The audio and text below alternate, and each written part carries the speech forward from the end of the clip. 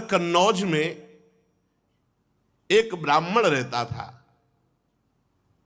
उसका नाम था अजामिल।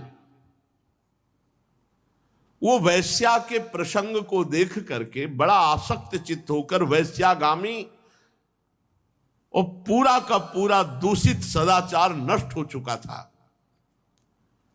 वो इतना नीच हो गया था कि रात दिन वैश्या का सहवास करता, उसी के पास रहता, उसको रिझाने के लिए बटोहियों को लूटता, उनकी हिंसा कर देता, जुआ खेलता, धोखाधड़ी से धन ला करके वैश्या को संतुष्ट करता। निंदनीय वृत्ति का आश्रय लेकर वो अपने कुटुंब का भरण पोषण करता और बहुत से प्राणियों की हिंसा कर चुका था, बहुत से प्राणियों को लूट चुका था, वो बहुत से प्राणियों का पाप कर्म एकत्रित कर चुका था। अब वो उसी वैश्या के साथ जो बच्चे पैदा हुए, उन्हीं के दुलार लालन पालन में समय उसका नष्ट हो गया। बहुत बड़ा आयु का लंबा भाग व्यतीत हो गया। 88 वर्ष की उसकी अवस्था अब आ गई। उसने वैश्या से 10 पुत्र उत्पन्न किए थे। सबसे छोटे का नाम नारायण रखा था। ये स्वयं नहीं रखा था, जब भगवान अहेतुकी कृपालु है, अहेतुकी कृपा करते हैं तो साधु समागम होता है। भक्तमाल जी में इनका चरित्र है। एक बार एक भगवत प्रेमी महात्माओं की साधु मंडली आई, तो भ्रमण करते थे साधुजन, तो उधर कन्नौज होते हुए निकले। तो उसी नगर में पूछा, भाई कोई पवित्र ब्राह्मण हो जिसके यहां भिक्षा ले सके, कोई एकांतिक बगीचा हो। तो विनोद करने वाले, उपहास करने वाले गांव में भी लोग होते हैं। उनका बहुत सबसे ज्यादा पवित्र अजामिल ब्राह्मण है और बगीचा भी बहुत जोर का है, और था जोर का बगीचा क्योंकि वैश्या का था उपवन। संत महात्मा विश्वास ही परम धन होता है। वो विश्वास करके गए, बगीचे में ठाकुर जी के लिए जल छिड़का और आसन लगाया और आरती पूजा शुरू। और उधर अजामिल जो है 2-4 पशुओं की हिंसा करके उनको लेके आ रहा था। बगीचे में गया, देखा साधु महात्मा तो वैसा तो नहीं कि वो ये ना जानता हो कि साधु महात्मा क्या होते हैं। पशुओं को दूर फेंका जो मृग आदि मार कर लाया था, और गया साष्टांग दंडवत किया और रो पड़ा, भगवान आज पता नहीं मुझ नीच अधम का कौन सा सौभाग्य उदय हुआ कि आप भगवत प्रेमी महात्माओं का सानिध्य। प्रभु मैं तो बहुत नीच हूं, आप यहां कैसे आ गए? तो उनका गांव के लोगों ने बताया कि उत्तम ब्राह्मण है। तो बोले, प्रभु देख ही रहे हो आप हम कैसे उत्तम हैं। वैश्या के संग रहते हैं, हिंसादि चोरी लूटपाट से अपना पेट पालते हैं। प्रभु मेरी दुर्गति हो गई। तो उनका अब तो कोई साधन बन नहीं सकता, अब हम तुम्हारे भाग्य की रेखा देख रहे, एक पुत्र और होगा, उसका नाम नारायण रख देना। और संतों ने अपना आसन उठाया और अपवित्र स्थान में भगवान का भोग बनाना, भगवान का भोग लगाना हो नहीं सकता, वहां से चल पड़े। कुछ समय बाद जो 10वां पुत्र हुआ उसका नारायण नाम रखा। सबसे छोटे का नाम नारायण था। अजामिल का बहुत प्यार स्वाभाविक नारायण पर था। अब वो अपने इस बालक पर 88 वर्ष का वृद्ध अजामिल बड़ा मोह, और मोह क्या मतलब, पूरी श्रद्धा के संतों ने कहा है नारायण नाम रखना, तो इसलिए बहुत प्यार करता है।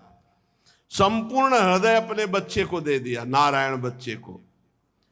अब वो बच्चा तोतली बाली, बाल सुलभ खेल, अजामिल आसक्त हो गया। अजामिल उसी के साथ खाता पीता, उसी के साथ समय ज्यादा व्यतीत करता। अब जिसको पता नहीं होता, असावधान व्यक्ति के ऊपर मृत्यु का प्रहार होता है। मृत्यु सिर पर आ पहुंची। मूर्ख और बूढ़ा अजामिल, मृत्यु का समय जब आया तो थोड़ी दूर पर बालक खेल रहा था, बोलने की हिम्मत थी, तो एक आवाज बोली, नारायण। अपने बच्चे को बुलाया।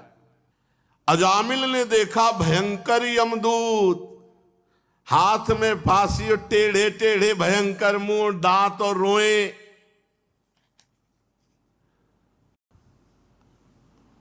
सोच लघु शंका देख के निकल जाती, देख के ऐसे है यमदूत, ऐसे थोड़ी यमदूत है। देख के लघु शंका और सोच छूट जाती है मरने वाले की। व्याकुल होकर ऊंचे स्वर से पुकारा, नारायण। बलिहार, संतों की बलिहार, ये ऐसी अंतिम बात बन गई, अंतिम बात बन गई। ज्यों ही नारायण पुकारा कि दिव्य चतुर्भुज भगवान नारायण के पार्षद दो उपस्थित हो गए। झटपट आकर यमदूतों की फांसी काटी। अजामिल के सूक्ष्म शरीर को अभी वो खींच ही ना शुरू ही किया था, भगवान के दूतों ने, श्रीहरि दूतों ने बलपूर्वक उन्हें डांट कर और यमपाश काट दी।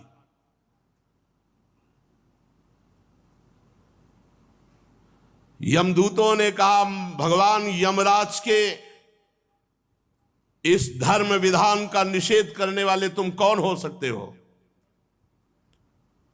भगवान धर्मराज की आज्ञा का उल्लंघन कर दे, त्रिभुवन में ऐसा कोई नहीं। कौन हो आप? किसके दूत हो? कहां से आए हो? तुम क्यों रोक रहे हो इस महापापी को नरक ले जाने से? देखने में तो तुम देवता जैसे सिद्ध श्रेष्ठ दिखाई दे रहे हो। हम देख रहे हैं कि तुम्हारे कमल के समान नेत्र हैं, तुम पीले पीले रेशमी वस्त्र धारण किए, सिर पर मुकुट, कानों में कुंडल, गले में कमल हार, सबकी नवीन अवस्था, चार चार भुजाएं, सभी के कर कमलों में धनुष, तरकस, तलवार, गदा, शंख, चक्र, कमल आदि सुशोभित। तुम लोगों की अंग कांति से दिशाओं का अंधकार दूर हो रहा है। हम धर्मराज के सेवक हैं, हमें तुम लोग क्यों रोक रहे हो?